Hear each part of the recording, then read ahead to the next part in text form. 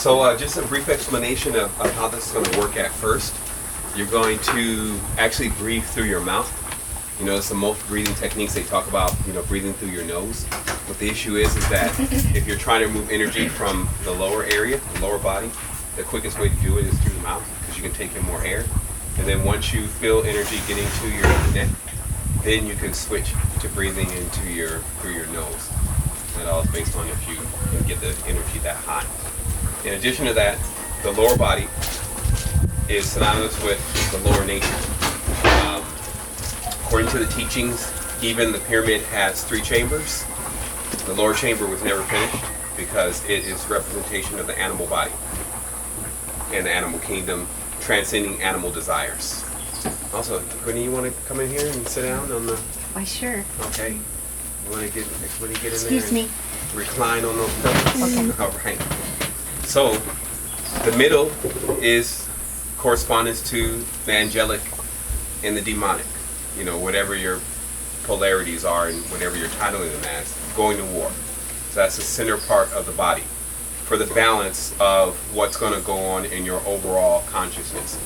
So when you're bringing the energy up from below, you're actually rising out of the animalistic nature, and then you're bringing it into now making its transcendence. There's some resistance that goes on in the center area of the body, and then as you raise it higher, now you're in what they say is the realm of the master. This is, of course, all inclusive to yourself. So you get into that realm, obviously you bring the energy up there, you'll start experiencing things that are related more to the higher levels of thought. Naturally, because we're subject to gravity, the energy is always going to go down. You'll notice that the moment you take a break, the moment you go to sleep, also when you wake up in the morning, you notice that you're not all the time just ready to go somewhere. And that's because the energy needs to be brought back up. But it's not just your physical energy and your circulation, it's also your spiritual energy. So you do want to make a point, if you can, if you have time, and that's what this technique is about, is showing you how often you have to actually engage in these techniques. Pete, could you do me a real good favor, brother, and bring me that stool that's over there? Yeah. Thanks. So, once again, you're going to start taking about 10 complete breaths from your mouth, and I'm going to show you how to do that. Dang, this thing that's a real trick. Okay, so the first thing is the posture. When your legs are cocked, see, naturally I'm like this. It's just, you know, some people are there, they have that thing going on. I'm one of them. Obviously, you want to bring your legs straight and even. We've talked about this, even with the pelvis. And this is because the coccyx is closed when you're like this. And it opens slightly when you're like this. Put your feet like this. So this allows the energy actually to flow through. Same thing also if you're locking your knees, it keeps the energy from flowing through. So you want actually the knees to be not necessarily bent, but not locked. So straight. Let's see, is there any more things I need to make sure that I discuss about this? Okay, so also, the thing is that we're breathing backwards.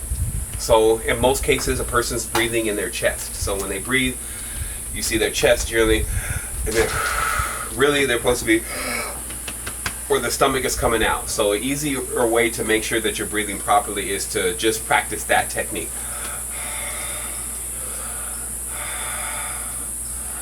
And watch your hand go in and out.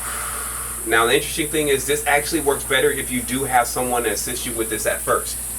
Because not only can they hold that hand there, like, let me see a breath in or breath out first.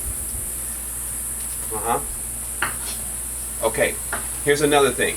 If you can hear your breathing, you're not breathing properly.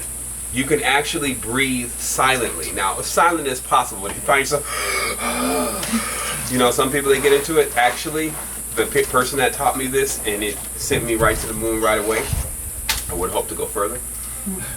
It was really a thing to where I had to, they were like, hey, you know, I don't want to hear your breathing. Because that means also you're putting too much restriction on your breathing. So it's much more difficult out of the mouth. But out of the nose, you shouldn't hear anything. But obviously we're starting with the mouth first. So he's going to take 5 quick, not quick, but he's going to take 5 breaths at the same length. And we're going to count them out to, let's see, we're going to count down to about 3, 4. All right? So breathe in, out.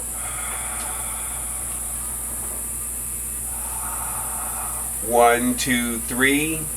We'll just do 3. Then 1, 2, 3. All right? Now let me see you. Keep doing those. In. 1, 2, 3. Okay. So see, you got a tightening in the stomach thing going on. So what you want to do is you want to remember that there's an area back here. It's called your diaphragm. It's right here in the back part of the body. It sits there like the lumbar on a seat in a car. You want to actually now, if you're having that problem, figuring out how you're going to, it's not working for you, you keep taking a breath, but you find your stomach, instead of getting bigger, is getting smaller, then you want to now start focusing on just blowing up that pocket in the back, like you're like some kind of frog, and you need this to float. So when you go in through the mouth again, also you can put your hand on your stomach. Remember, the goal is when you come out, you push that stomach out. So watch my stomach. Not too much though, because you can hurt yourself. I just hurt myself right now. So let me see. 1, 2, 3. 1, 2, 3. 1, 2, 3. 1, 2, 3. Okay, so she's got it down. So now I want you to take 10 of those breaths just through the stomach. And since he's already more primed, this is why you really want someone to help you, because if the Kundalini hasn't been moving, you do need someone to go in with the back of the hands and just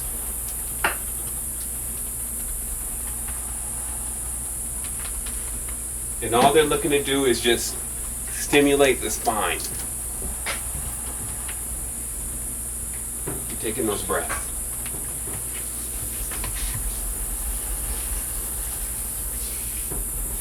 Now what you'll also start noticing is that you'll start feeling a little lightheaded. And now you're getting into that space.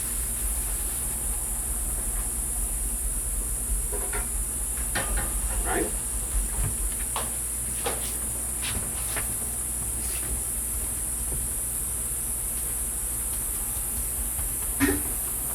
So now the Kundalini is moving. And this is the most powerful position of the breathing technique is standing up. But there's some disadvantages. Keep breathing. The disadvantages are, if you happen to raise the Kundalini too high, you'll start feeling like you're going to pass out. And if you happen to kind of lose it because you're still doing these breathings, then you, of course, are going to fall. So that's why the second technique is you can actually do this while sitting down. But right now, what they're going to do is they're going to shift the breathing from the mouth to the nose. They're going to take those same breaths,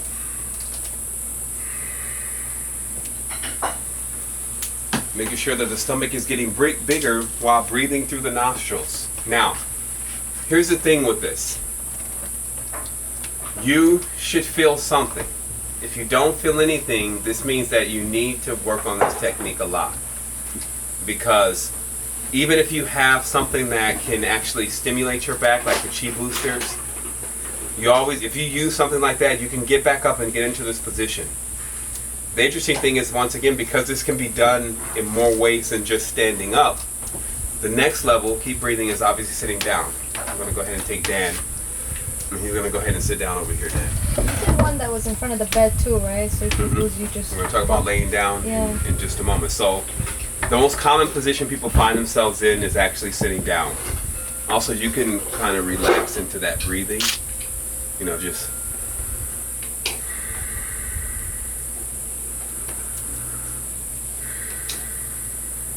Get a little bit more louder so you can hear it.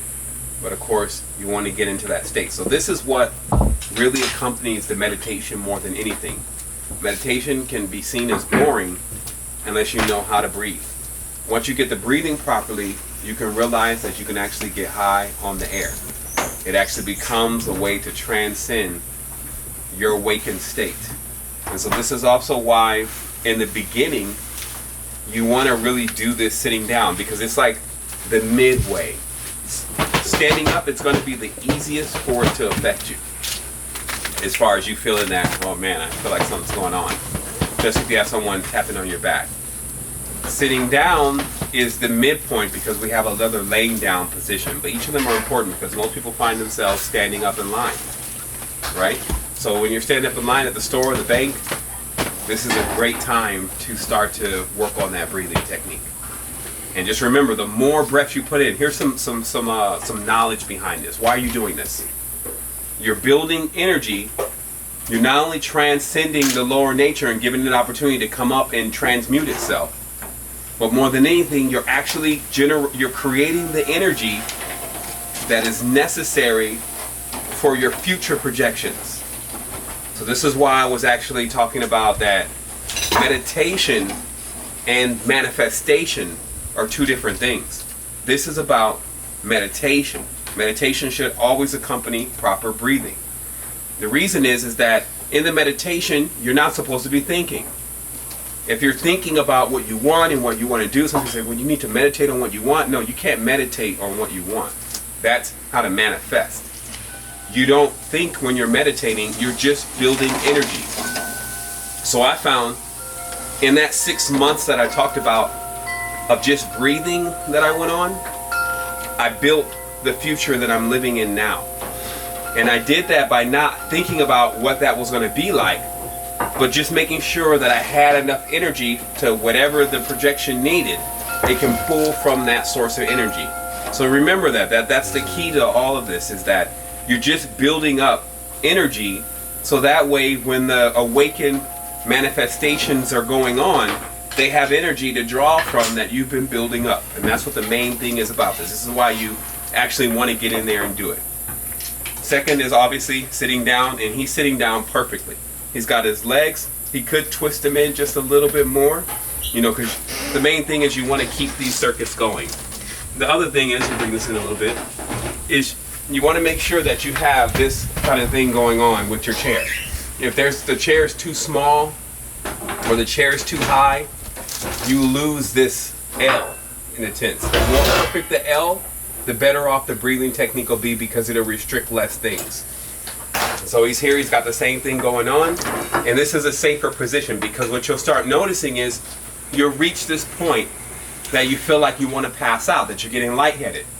And what that actually is the onset of transcending from the breathing into what some would say is out of the body. But it's really more of out of the mental body. You know, there's some people, but not all the time you see yourself there. Now here's another thing about this that you have to be conscious of. Like when he's doing the breathing right now, at a certain point he's going to know when his tank is full. This is very important. There's a certain point where you're like, okay, I'm high on the breaths. So then you want to do what they call the big draw. The big draw is when you take in that final breath and you hold it.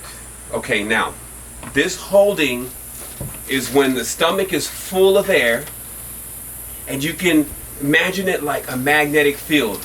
How I was explaining is the laughing Buddha's fat belly.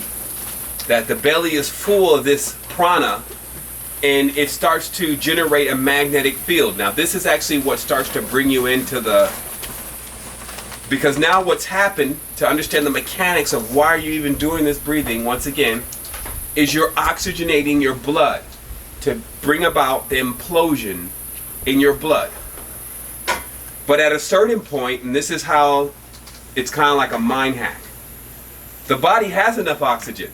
I mean, after all, you've just taken more breaths than you may take in a few hours. So what happens is that when you hold that big draw, the body gets to a point where it has its own personal timer that, hey, we need oxygen. But back there, and when you're in the meditation, you won't feel like you need the oxygen. And what will happen is the body will shut itself off, but the consciousness will stay on. And that's the door. So just so you understand, each process of what you're working towards and why you're doing this is first to, and remember also that diaphragm, which you have to work with, because it blows up like a balloon. The more you keep blowing it up, the more air it can take. But I said you got to take it easy at first, because you can actually feel the pain in that area when you blow it up too much. You go, oh. And it feels like your kidneys hurt. That's your diaphragm, actually. So what happens is that you want to work with blowing that area up a little bit. It's just a small pocket. But that area is actually what gets you into that altered state when there's air in there, when you're doing the big draw. All right? So that covered all the stages. There's only one more, and that's laying down. Now we find ourselves laying down most of the time. And there's no yoga mats or anything, so I guess I can just describe what it's I've got like. one upstairs. Yeah, but Well, what about it's here? gonna be I like can lie this in down. the legs if I keep No, sending you here, up the hill. this in the bedroom. Oh, okay, yeah. Let's get a mat real quick, just so we can finish this and do it all perfectly. And then in the meantime, let's just recap here. So this is the energy that the manifestation needs. Like I see it all the time, especially with this new age thing, and then the flower. What is it? The secret, and all this stuff. And they want to teach you how to manifest. Manifesting in the physical planes takes power. Everything runs on energy. So where's energy coming from? And this is why sometimes when people use psychotropics, because psychotropics have a bioetheric energy on their own, they can often attempt to use that energy to see into other spaces. But they also find things happen after that, like their spine hurts and different issues, because what they've done is they've taken all the fluids from the organs are generating different fluids. Serotonin, melatonin, fluids that basically we would classify as natural drugs.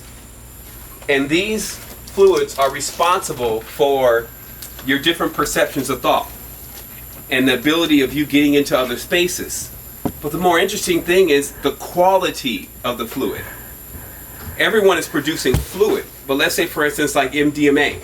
MDMA takes the serotonin from the spine and pushes it into the brain in order to cause a euphoric feeling. But after too much MDMA, generally day 3, the person's spine hurts. They start having back problems, right? It's like, I got my back. And they're also very irritable because now there's no more serotonin. Even to give them that general level of being cool, it's all gone. So they have that snappy attitude, so then they got to go take it again, and this is the vicious cycle. But it's not just serotonin being produced. All of these glands and these organs are producing fluid.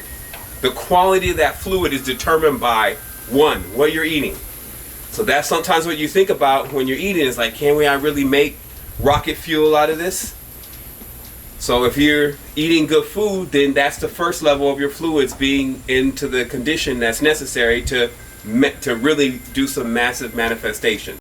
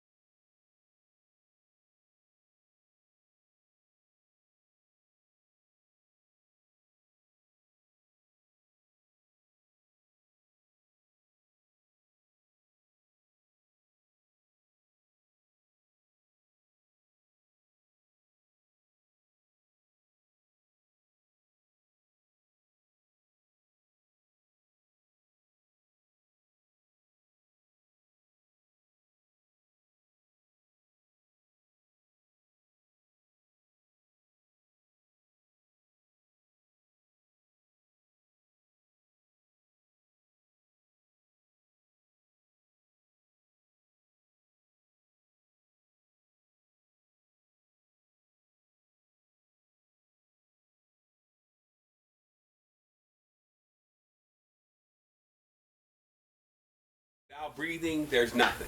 Like there's no energy really for the individual. And at that point, dark things could happen because the person's not using their own energy center to manifest their thoughts that come in their manifestations. Me, I never let the mind, see, we have to understand that the mind is actually a part, for a while, of the lower nature.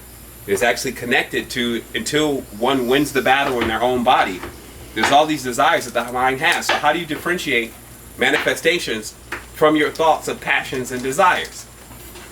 You let the higher mind do that, which actually doesn't think in the sense of how we understand and hear ourselves.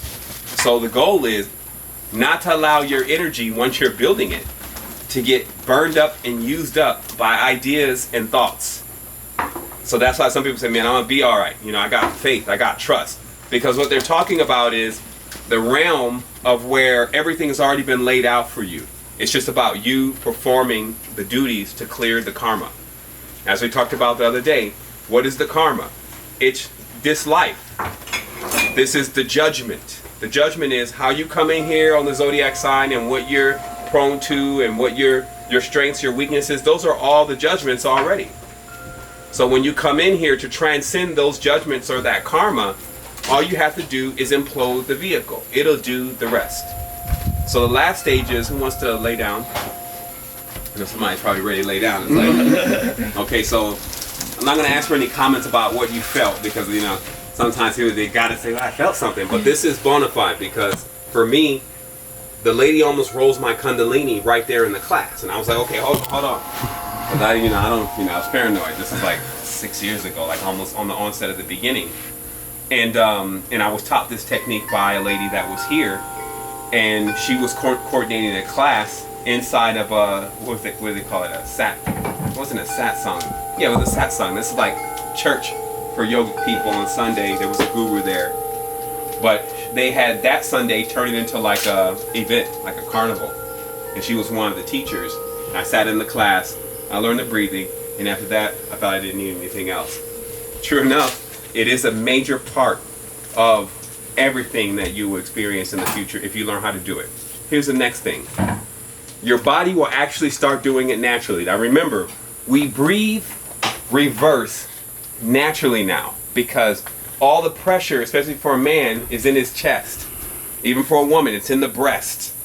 So we have a tendency to get all the shoulder chest thing going on even when we're breathing all the time. So in order for you to reverse the breathing, you now need to retrain the body.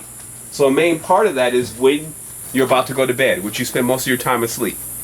So the part about what's happening right now when most people sleep is the reason why, even if they have the whole body breathing technique, that they can't actually tap in, is because generally when you're asleep, your feet fall like this. But as we talked about, the same thing happens when you're standing up. Your coccyx is closed. So what I do is I take the sheet, and you know how you do that in the bed, you curl the sheet under your thing right here, and you curl the sheet right here, and it naturally keeps your feet up. So now your coccyx is open. And then you're going to follow the same instructions of breathing through your stomach, and try to do this 15 minutes before bed. Especially your first time. It's like your first time somebody told you about lucid dreaming. It seemed like so easy, and then you actually lucid dream, then try to do it after that seemed to be the most difficult part. So at least get the first level of the experience, because when you start doing this 15 minutes before you go to bed, and the main thing is think about it is that 15 minutes is such a small segment of the day to invest in yourself. So you got your sheet tied under your thing, 15 minutes before bed, you go into the breathing, and you'll find this also makes it really easy for you to fall asleep. Just like how he feels. Like as far as you get so relaxed that you're ready to go to sleep. But what happens is when you go to sleep, the body goes on auto. So it'll keep doing the reverse breathing. And then what you'll find is the dreams will change. Also, to stay out of the netherworld, you can charge the body before you go to sleep. It's a big thing. Like, there's a few pointers before you sleep. Don't eat tons of food before you go to bed. I mean, they tell you it just doesn't hurt your digestion. What's happening is that all that serotonin, melatonin, and all that goes on with these planets, if they're tasked, now you've tasked them to processing, and you need to go to sleep so that they can help, fly the ship, basically. Now they're processing these beans, processing whatever you're eating. So the rule of thumb is, end it all Okay, so let me tell you the segments. You want to really eat by 6. You want to already be done. Because then you can at least maybe get a little snack and something around 7, 8, somewhere in there. But you want to be in the bed before 10, 9, 10. For most people, 9 really. Because if you don't sleep between 9 and 12, you miss the first segment of the processing that needs to go on in your body. It's like a microcosm of the seasonal changes. Anybody who works out really heavy knows this. If you don't catch that period between 9 and 12, if you're not actually asleep yet, you miss that first stage of reproduction of your muscles. And then obviously you got the morning phases. By morning, everything should already be fully processed. So that's why it's easier for you to be lucid between 1 and 3 o'clock. Because the organs are only working on building this energy. And it has everything that it needs. It has the implosion, the oxygen in the blood. It has a good quality of these serotonin, melatonin, etc. And now it's ready for this consistent process, and you'll see the changes in the dream. So there's not too much more that needs to be added to that, unless we're going to drag out the recording. But that's what it is, and that's also the mechanics of why this is that's why it's necessary, because you become your own fuel supply. So at that point, also, you turn into a magnet. This is the other thing. We talked about this. Repelling versus attracting. Are you chasing money? Money is a magnet. Right? That's why it's got a magnetic strip. So what happens when two magnets are on the same polarity? They repel.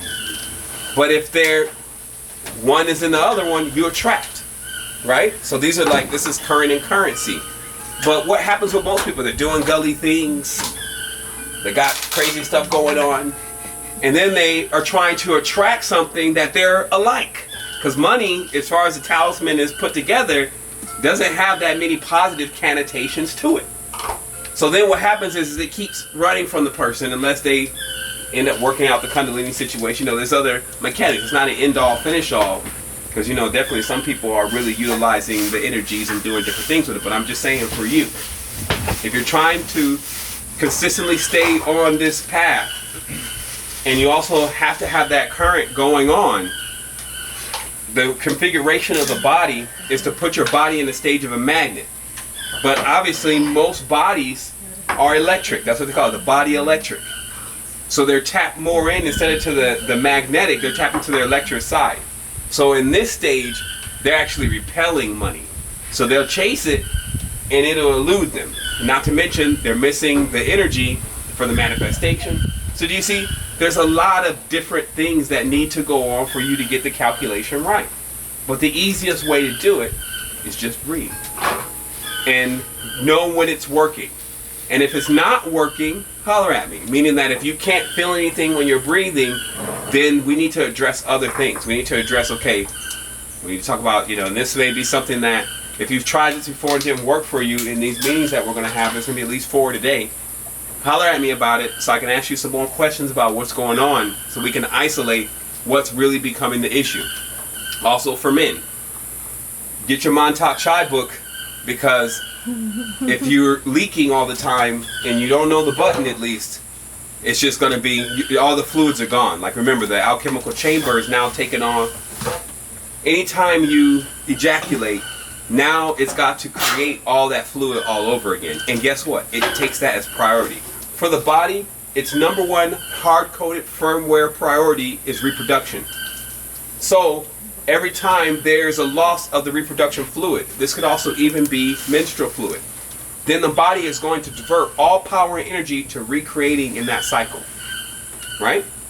So it also means, though, that you can't allow this fluid to get stagnant. This is another thing that they fail to omit. They're like, send you out there for a year, you'd be almost cross-eyed trying to figure out how's this energy going to flow. So this is another main thing, is that this energy, it can't just stay there or it'll get spoiled. Right? This is male and female alike. If your sexual fluids do not move throughout your body, they spoil. So how do you get them to move? The breathing. That's why you start feeling orgasmic. And then pretty soon, here's the last key. It's what would be called the panacea. What attracts all things? What can build bridges to places otherwise there are no bridges? What can allow there to be a connection between those who do not share the same language? This is the pranic force, or the orgasmic force. And how this works is, some are so pranic and orgasmic because they've been doing these breathing techniques and cultivating their fluids. They can run out into this wilderness and animals will be like, hey, trees that you don't see the spirit body of the tree, but the tree. So that's why you get these goddess stories, and it's, like the deers and like Snow White kind of, the butterflies, because if you build up a strong enough field, it's magnetic and it's a great place to be. So anything still functioning on senses alone. Remember, that the animalistic side of the body is functioning on what we call the senses, because is there some time? Is it time? I gotta taper it up there. It's 12:13. Okay.